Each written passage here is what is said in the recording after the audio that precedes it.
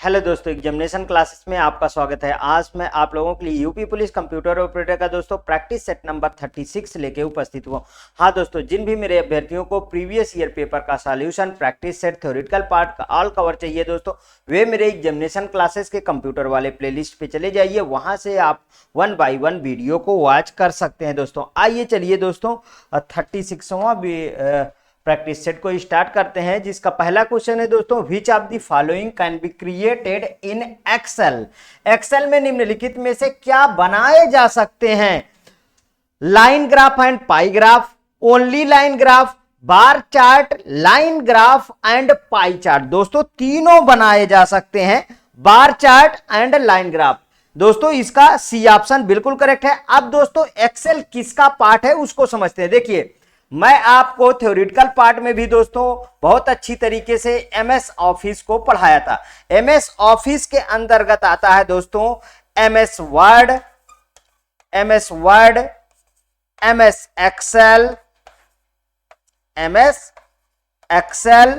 MS power point,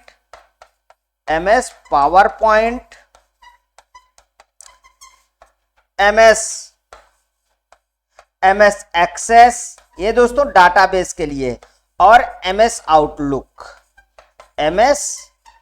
outlook.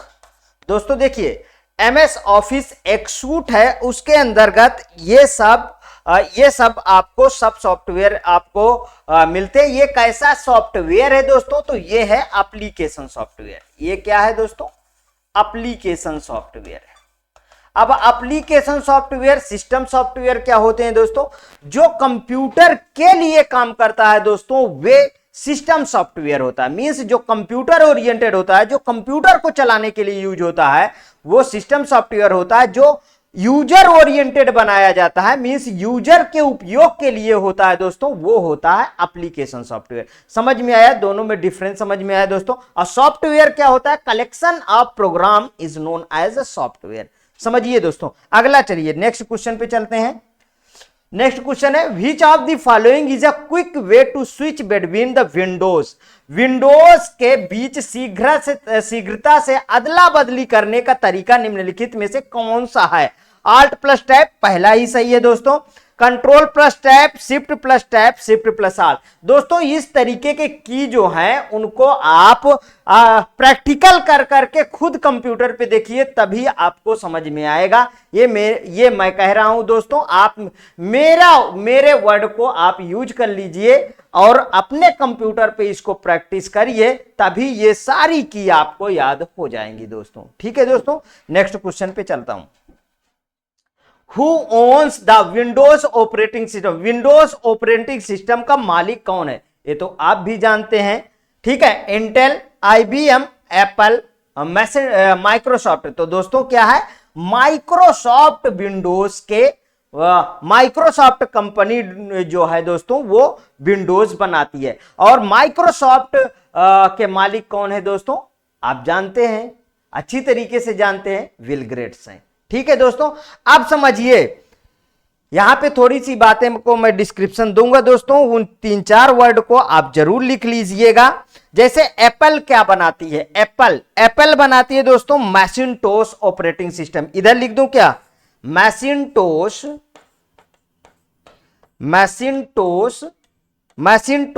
Operating system, मतलब OS बनाती है। इंटेल क्या बनाता है दोस्तों? इंटेल प्रोसेसर बनाता है। क्या बनाता है दोस्तों? प्रोसेसर। इंटेल जो है प्रोसेसर बनाता है। प्रोसेसर कह लीजिए, या तो इसी को चिपसेट भी कह सकते हैं। और क्या कह सकते हैं दोस्तों? इसी को चिपसेट क्या कह दीजिए? मैंने चिपसेट मैंने कह दिया दोस्तों, चिपसेट भी बनाता है। ठीक है, अब आईबीएम क्या है दोस्तों? हार्डवेयर, कंप्यूटर, स्पीकर आदि जो है आईबीएम बनाता है।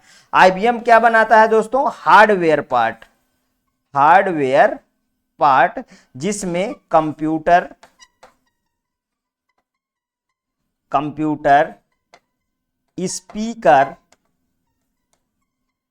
स्पीकर, ये आर है। ठीक, ध्यान रखिएगा। यहां से मैं इसको हटा देता हूं, इसे स्पीकर, एटीसी। और समझिए दोस्तों, इसका फुल फॉर्म लिख लीजिए, इंटरनेशनल बिजनेस मशीन। यहां पे लिख दूं, यहीं पे लिख देता हूं,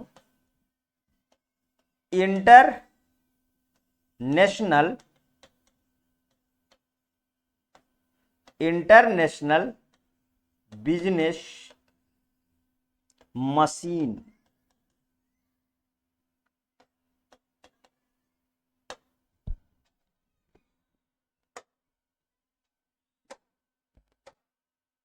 इंटरनेशनल बिजनेस मशीन, ठीक है दोस्तों। अब समझ में आया दोस्तों, माइक्रोसॉफ्ट, इसका ऑप्शन सही है। माइक्रोसॉफ्ट के जन्मदाता बिल गेट्स हैं दोस्तों। और माइक्रोसॉफ्ट क्या बनाती है? Windows operating system. इस समय लेटेस्ट विंडोज कौन सा है दोस्तों? विंडो 11। कौन सा है दोस्तों लेटेस्ट? यहां लिख लीजिए, लेटेस्ट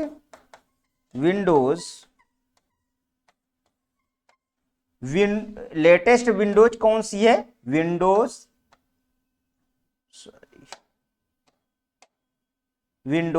11। ठीक, समझ में आया।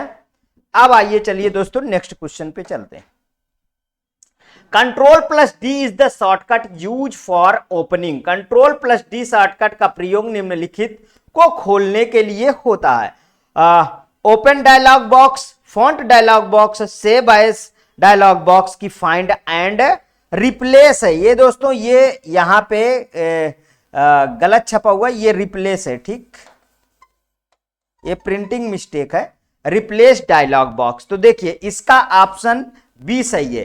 अब ओपन डायलॉग बॉक्स को कंट्रोल प्लस ओ लिख लीजिए, शॉर्टकट की है। ओपन डायलॉग बॉक्स का क्या है दोस्तों? Control plus O. ठीक, कंट्रोल प्लस ओ है। और फाइंड फॉन्ट डायलॉग बॉक्स का कंट्रोल प्लस डी है ही है, मतलब CTRL, ये एल है दोस्तों, प्लस डी होता है। ठीक, और यहां पे देखिए दोस्तों ये सेव एज का F12 होता है, आपको बहुत बार बता। फाइंड एंड रिप्लेस का क्या होता है दोस्तों? कंट्रोल CTRL प्लस H होता है। ठीक, समझ में आया? समझ में आया? ये सारा जितने भी शॉर्टकट हैं, इनको मैंने बार बार आपको यही कह रहा हूं दोस्तों कि आप इसका यूज करिए, तभी समझ में आएगा पूरी बातें, अदरवाइज आप भूल सकते हैं। तो ना भूलने के लिए आप इनको बार बार यूज करिए, आपको ये इसी तरीके मेमोराइज हो जाएंगे और कभी नहीं भूलेगा। ठीक है, next question, which of the following is not found in the motherboard of the personal computer. निम्न में से क्या पर्सनल कंप्यूटर के मदरबोर्ड में नहीं होता? देखिए, DMA कंट्रोलर होता है दोस्तों, प्रोग्रामेबल टाइमर होता है, इंटरप्ट कंट्रोलर होता है दोस्तों, विजुअल डिस्प्ले ये नहीं होता दोस्तों, वीडियो डिस्प्ले एडेप्टर ये नहीं होता इसके अंतर्गत, ये इसका पार्ट नहीं होता। ठीक है, DMA, प्रोग्रामेबल टाइमर और इंटरप्ट कंट्रोलर ये सभी के सभी दोस्तों होते हैं, ध्यान रखिएगा, लेकिन वीडियो डिस्प्ले एडेप्टर इसके पार्ट नहीं है। Next question, a micro processor is called an n bit micro processor depending on. एक माइक्रो प्रोसेसर को n बिट माइक्रो प्रोसेसर कहा जाता है जो किसी पर आधारित है? Register length, size of internal data बस की साइज ऑफ एक्सटर्नल डाटा बस कि नन ऑफ दिस। तो दोस्तों इसका बी ऑप्शन सही है, साइज ऑफ इंटरनल डाटा बस पे आधार। देखिए n बिट माइक्रो प्रोसेसर का अर्थ क्या है समझिए, इस वाले को समझिए। n bit micro processor means होता क्या है, ये तो हमको समझ में आना चाहिए ना कि होता क्या। देखिए माइक्रो प्रोसेसर में n बिट के मतलब इंटरनल डाटा बस होती हैं। क्या होता है दोस्तों, या इधर लिख देता हूं, इंटरनल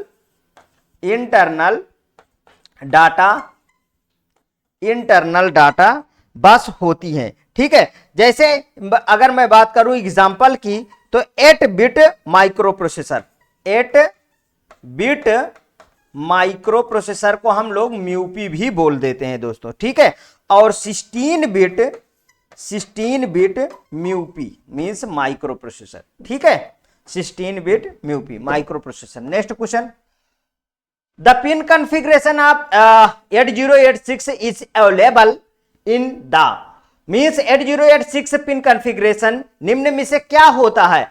40 पिन, 50 पिन, 30 पिन की 20 पिन। दोस्तों 40 पिन होता है। इसका मैं आर्किटेक्चर आपको दिखाता हूं, लगा रखा हूं। यहां पे देख लीजिए दोस्तों, ये पिनों की संख्या गिन लीजिए 1 2 3 4 5। देख लीजिए ग्राउंड और एडी 1 से एडी 0 से लेके 14 तक होगी। अगर मैं इसकी पूरी की बात करूं दोस्तों तो ये होती है 15। ठीक है, ये कितने होते हैं? ये होते हैं दोस्तों 15। ठीक है, फिर इधर एनएमआई, इंटर, क्लॉक, ग्राउंड, ये यहां तक 20 तक होती है दोस्तों। फिर 21 से लेके 20 तक इधर होती है। मतलब टोटल मिला के 20 प्लस 20 कितनी हो जाती है दोस्तों? 20 प्लस 20 40 पिन होती हैं। यहां पे देख लीजिए 21 रीसेट, रेडी, टेस्ट, इंटा, एएलई, डेन, डीटी ऑब्लिक, आर ऑब्लिक, ये सब दिखा, होल्ड, एचएलडी, ये जितना भी है यहाँ पे सब कुछ लिखा है दोस्तों। और ये देख लीजिए 40 पिन होती है। रिपीटेड क्वेश्चन है, प्रीवियस एग्जाम में कंप्यूटर ऑपरेटर के आपको 8085 से क्वेश्चन मिल चुका है, 8086 से क्वेश्चन मिल चुका है। इसे आप याद रखिएगा, इसमें 40 पिन होती हैं और ये बार बार क्वेश्चन पूछा गया है। Next question, A compiler is a translating program which compiler that the translating program of जो निम्न में से क्या करता है? Translate instruction of the high level language into machine language. Translate entire source program into machine language program. It is not involved in program execution. बिल्कुल सही दोस्तों, ये सभी के सभी सही है। देखिए प्रोग्राम एग्जीक्यूशन में कंपाइलर का कोई रोल नहीं होता। मींस वो उसमें इन्वॉल्व नहीं होता। कंपाइलर होता क्या है? कंपाइलर एक ट्रांसलेटर है दोस्तों, ध्यान से समझिएगा। कंपाइलर क्या है? एक ट्रांसलेटर है जो high level language convert to low level language page by page. और एक इसी तरीके का ट्रांसलेटर इंटरप्रिएटर है दोस्तों, high level language convert to low level language line by line. देखो दोनों में डिफरेंस क्या है? Compiler page to page convert कर देता है और interpreter line by line convert कर देता है। लेकिन दोस्तों कंपाइलर मोस्ट पॉपुलर हुआ है बल्कि कंपैरिजन टू इंटरप्रिएटर नहीं दोस्तों। अगर कहा जाए तो वहीं पे प्रोग्रामर के लिए, जो प्रोग्रामिंग करते हैं उनके लिए इंटरप्रिएटर मोस्ट पॉपुलर है। कैसे? क्योंकि उनको हर एक लाइन में क्या एरर है ये भी चेक करके बताते हैं, क्या त्रुटि है ये भी चेक करके। एक और ट्रांसलेटर जो है दोस्तों वो असेंबलर है, वो convert assembly language, assembly level language into machine level language में। जो असेंबली लेवल लैंग्वेज होती है दोस्तों वो न्यूमोनिक कोड में लिखी जाती है। अगर असेंबली लेवल लैंग्वेज की बात करें ये किस जनरेशन में है तो दोस्तों सेकंड जनरेशन में, याद रखिएगा। असेंबलर ट्रांसलेटर सेकंड जनरेशन में, लेकिन कभी फर्स्ट जनरेशन से स्टार्ट हुआ था ना कि यूज हुआ था। ध्यान रखिएगा, कभी कभी अगर नहीं है ऑप्शन सेकंड जनरेशन, अगर फर्स्ट जनरेशन आता है तो आप बेधड़क लगाइए, सही होगा। पूरा कॉन्सेप्ट आप याद रखेंगे, ये ध्यान रखिएगा। Next, data stored on the tape is accessed. एक टेप में स्टोर्ड डाटा को प्राप्त करने का तरीका क्या है? रैंडमली है, मैनुअली है, ऑप्टिकली है कि सीक्वेंशियली? दोस्तों बहुत अच्छी तरीके से जानते हैं कि ये सीक्वेंशियली। पहले आप देखे होंगे कि बीसीआर होता था, आप जब छोटे रहे होंगे बचपन में देखे होंगे, जब ये सब नहीं था दोस्तों तो उस समय बीसीआर यूज किया जाता था। क्या यूज किया था? बीसीआर। उसमें इतना बड़ा कैसेट लगता था, इतना बड़ा कैसेट, इस तरीके इस तरीके इस तरीके इस तरीके। ठीक है दोस्तों, आप समझिएगा बात को, इस तरीके कैसेट लगता था। मान लीजिए नदिया का पार का गाना आपको चलाना है और नदिया का पार का गाना यहां बीच में है, तो बताइए इसमें 6-7 मूवी आ जाती थी। तो पहले उसको आप दौड़ाएंगे, वहां पे आएगा, तब जाके नदिया का पार का गाना चलेगा। तो वो क्या होता था दोस्तों? सीक्वेंशियली। लेकिन आजकल जो मेमोरी यूज होती है दोस्तों वो रैंडमली यूज होती है। ध्यान रखिएगा, क्या मैंने बोला? रैंडमली। रिमोट दबाए तुरंत नदिया के पार का मूवी चल गया। मतलब कि जो अच्छी मेमोरी हुई वो कौन सी हुई? रैंडमली। सीक्वेंशियली नहीं। मतलब कि कंप्यूटर में जितना भी रैंडमली चीज होता है वो सबका सब अच्छा होता है। ठीक है, समझ में आया? अब आगे बढ़ता हूं। ठीक, next, and the advantage of the memory interlacings is that the memory interlacings का निम्न में से क्या लाभ है? A large memory is the obtain, effective speed of the memory is increased, बिल्कुल करेक्ट दोस्तों, सेकंड ऑप्शन इसका सही है। The cost of the memory is reduce, नहीं। Non volatile memory is obtain, नहीं। ध्यान रखिएगा, effective speed of the memory is increase, means कि इसकी स्पीड को इंक्रीज करता है, ध्यान रखिएगा, वो इसका बहुत बड़ा ये बेनिफिट है दोस्तों। Next question, direct memory access DMA facilitate that to move into and out of the system. Direct memory access means DMA system प्रणाली के भीतर बाहर डेटा के अंतरण की सुविधा प्रदान करता है। On first come first serve basis, ये तो फीफो की बात कर रहा, बिल्कुल खत्म, ठीक है। With the equal time delay, बिल्कुल खत्म। विदाउट सब रूटीन, बिल्कुल खत्म। विदाउट प्रोग्राम इंटरवेंशन, दोस्तों इसका डी ऑप्शन बिल्कुल करेक्ट है। इसका कौन सा ऑप्शन सही है दोस्तों? डी ऑप्शन बिल्कुल करेक्ट है। देखिए डीएमए के बारे में कुछ तथ्य देता हूं, उनको समझिए। डीएमए कंट्रोलर हाई स्पीड पर एवं बहुत अधिक डाटा ट्रांसफर के लिए प्रायः डीएमए विधि का यूज किया जाता है। Input output state check, input output interrupt, data transfer विधि अपेक्षाकृत धीमी प्रक्रियाएं होती हैं, ठीक है। नेक्स्ट क्वेश्चन पे चलते हैं।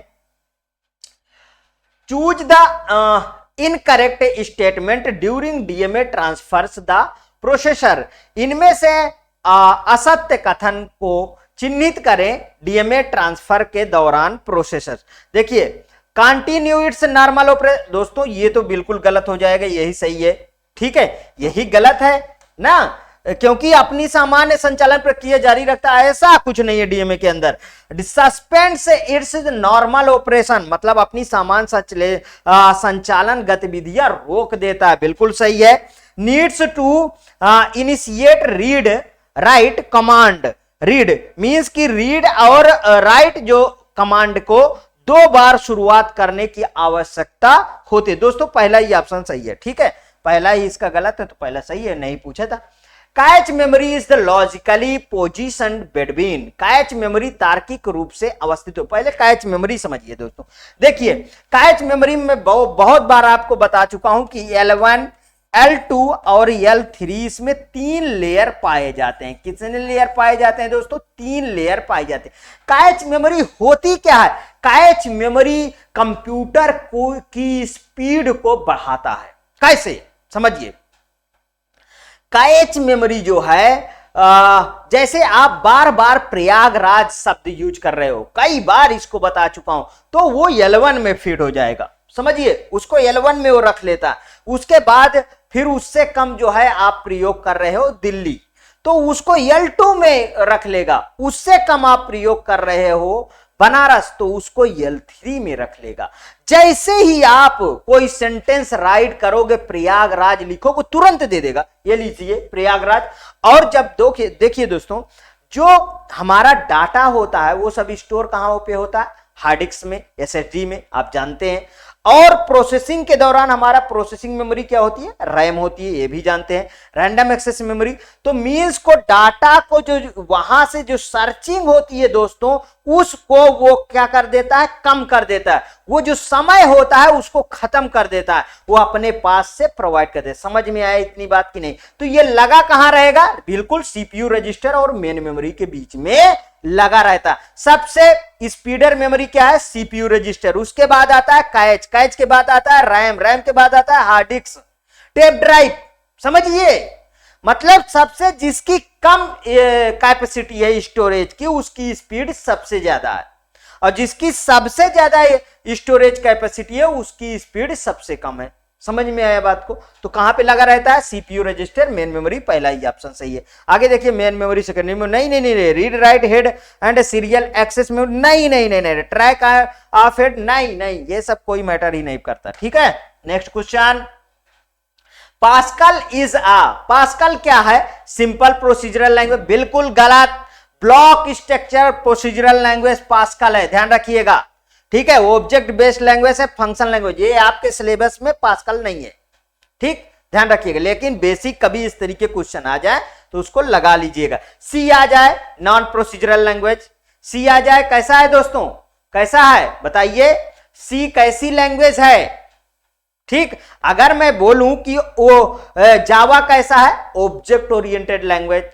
ठीक है, जावा कैसा है, ऑब्जेक्ट ओरिएंटेड लैंग्वेज है। सी कैसा है, केस सेंसिटिव लैंग्वेज है, याद कर लीजिए बिल्कुल से, केस सेंसिटिव लैंग्वेज है। ठीक है, सी कैसा है, केस सेंसिटिव लैंग्वेज, बार बार पूछा जाता है। Object oriented language Java, C plus plus भी ऑब्जेक्ट ओरिएंटेड लैंग्वेज है। ठीक है, उसी तरीके अगर पास्कल की बात कर दूं तो ब्लॉक स्ट्रक्चर प्रोसीजरल लैंग्वेज है। ठीक, ध्यान रखिएगा इस चीज को। ऑब्जेक्ट बेस्ड लैंग्वेज नहीं, फंक्शन लैंग्वेज नहीं। बी ऑप्शन बिल्कुल करेक्ट है दोस्तों। Next question, collection of the record of entities in a given entity set is called as. एक दिए गए एंटिटी मींस पहचान समुच्चय में सभी विशेष रिकॉर्ड के संग्रह को क्या कहते हैं, फाइल कहते हैं। ये तो बिल्कुल सिंपल सा क्वेश्चन है। फील्ड, बाइट, एंटिटी रिलेशन नहीं, ठीक है, फाइल कहते हैं। आगे देखिए, an electronic logic gate whose output is the logic 0 only when all input or logic 1 is। वह कौन सा गेट है जिसमें सभी इनपुट 1 होने पर भी उसका आउटपुट शून्य होता है, नैंड गेट है। कैसे समझिए, सबसे पहले एंड समझेंगे। ठीक है, एक मेरे स्टूडेंट का मैसेज आया था दोस्तों कि इसके आप क्वेश्चन जो है बुलियन अलजेब्रा के आप दोबारा करा दीजिए। दोस्तों थ्योरेटिकल पार्ट में मेरे चले जाइए, आपको बहुत सारे क्वेश्चन मिल जाएंगे। और फिर आपकी डिमांड है दोस्तों, जहां जहां आएगा मैं इसका बहुत अच्छे से डिस्क्राइब करता रहूंगा। देखिए एंड गेट की, ये एंड गेट होता क्या है, पहले इसका सिंबल देखिए, ये देखिए ये बन गया एंड गेट, ये बन गया एंड गेट।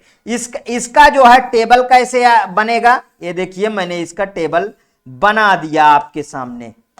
ये यहां पे क्या है, 0 0 0 1 1 0 1 1 मींस एक भी 0 होगा तब उसका आउटपुट लो होगा जब तक कि बोथ इनपुट हाई नहीं होते। समझिए बात को। इसका अगर सर्किट डायग्राम बनाऊं तो कैसे बनाऊंगा दोस्तों, ये देखिए सर्किट डायग्राम से हर एक चीज याद रखिए, कभी नहीं भूलेगा। ये मैं बल्ब अभी ग्लो कराता हूं आपके सामने, इसमें एक बैटरा लगा दिया। ठीक है, ये देखिए यहां पे प्लस ऊपर वाला बड़ा बना देता हूं, प्लस ऊपर कर देता हूं, इसको माइनस कर देता हूं। इसको देखिए 0 0 दिया, बल्ब जला क्या, नहीं जला। 0 1 दिया, नहीं जला। 1 0 दिया, नहीं जला। 1 1 दिए, ये देखिए सर्किट पूरी बल्ब ग्लो। समझ में आया कि नहीं आया, आया ना समझ में। तो y बराबर क्या होगा, y बराबर ये dot B, A dot B. समझ में आया, बहुत अच्छी तरीके से आपको समझ में आया। अब इसी का उल्टा नैंड गेट होता है दोस्तों। यहां पे आ जाइए, अब नैंड समझा देता हूं, नैंड गेट समझा देता हूं। नैंड गेट क्या होता है, इसी का उल्टा होता है। इसका डायग्राम कैसे होगा, इसका डायग्राम में यहां लग जाएगा नॉट, ये देखिए ए बी, और यहां वाई आउटपुट आएगा। तो इसका जो टेबल बनेगा दोस्तों वो कैसे बनेगा, इसका टेबल ऐसे बनेगा, ए बी वाई 0 0 0 1 1 0 1 1। देखिए जब तक इसी के स्थान पे अब 1 1 1 हो जाएगा। समझ में आया, मींस की नॉट इनको तीनों को 1 कर दिया, और इसको एक भी इनपुट लो है उसका आउटपुट क्या होगा, उसका आउटपुट आएगा हाई। तो इसका जो आएगा इसका मतलब कि इक्वेशन कैसे बनेगी, तो y बराबर a डॉट बी का बार लग जाएगा। समझ में आया दोस्तों, ये उसमें बार लगा दिए। समझ में आया, तो यहां पे देखिए, ये देखिए कौन सा ऑप्शन, नॉर, नैंड, नॉट की और, तो क्या होगा दोस्तों, नैंड ऑप्शन बिल्कुल करेक्ट होगा। चलिए नेक्स्ट क्वेश्चन पे चलते हैं। विच of the following is used intensively when the lowest power consumption is necessary, जहां न्यूनतम ऊर्जा खपत जरूरी होती है, निम्न में से किसका व्यापक रूप से प्रयोग किया जाता है? CMOS, NMOS, PMOS? दोस्तों सीमोस का यूज किया जाता है। देखिए आपके मदरबोर्ड पे एक सीमोस की बैटरी लगी, इसको बैटरी के नाम से जाने जाते हैं। उसी में दोस्तों सेव रहता, आपका कंप्यूटर बंद होने पे उसमें डेट टाइम ये सब रीसेट नहीं होता, मींस कि ये चार्ज रहती है। समझ में आया? ये चार्ज रहती है, इसका ये चार्ज रहती है, इसीलिए इसमें जो है इसमें डेट और टाइम नहीं जाता है। अब इसका फुल फॉर्म लिख लीजिए, कंप्लीमेंट्री मेटल ऑक्साइड सेमीकंडक्टर। यहां पे लिख दूं, इधर लिख देता हूं,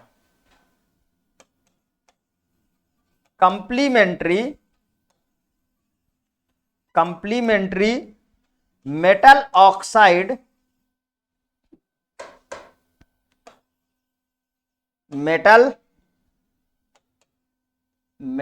ऑक्साइड सेमीकंडक्टर।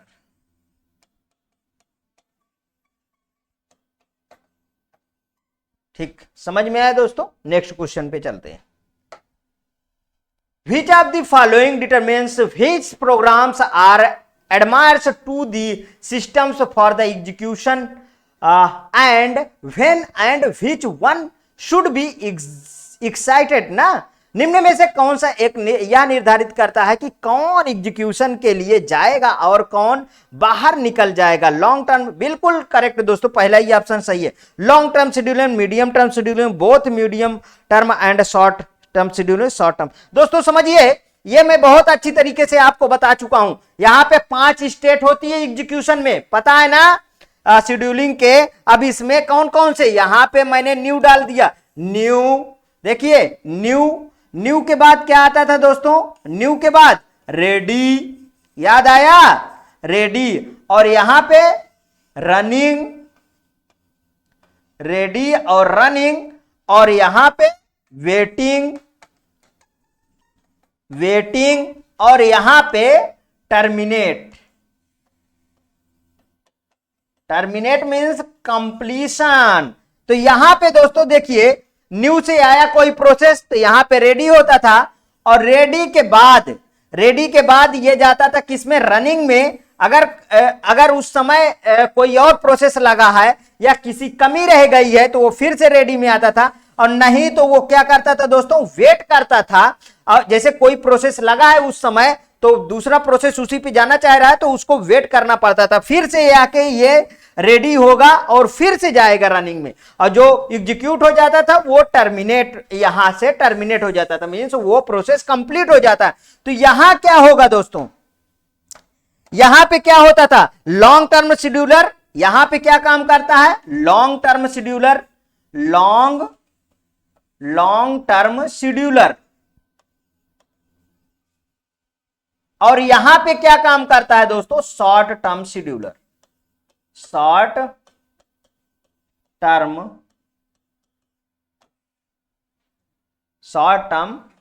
शेड्यूलर। समझ में आया कि नहीं आया?